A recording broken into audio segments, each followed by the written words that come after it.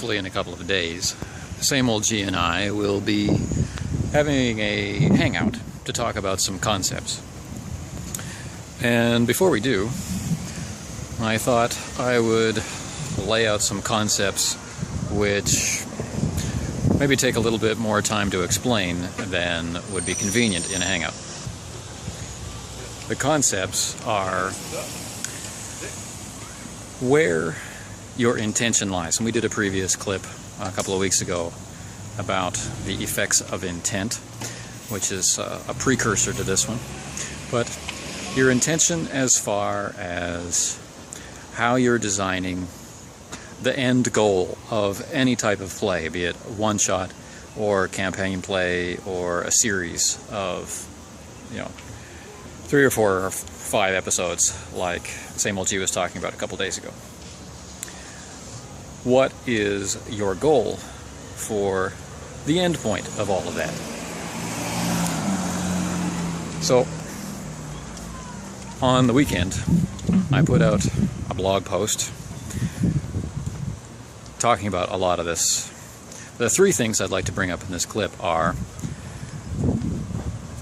character first, intention, setting first, intention, and story first, intention.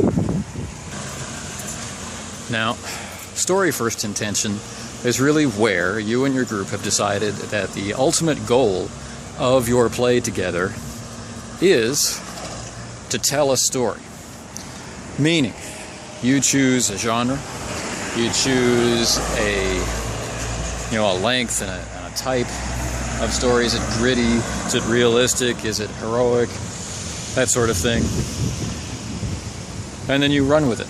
So all decisions made behind the GM screen and all decisions made as players relate to the creation of that story. Compare this to character first intention, where the end goal is to focus on the characters. And while that might seem to be a part of all play, what I mean here is that as players, your goal is to create a very specific arc for your character, right?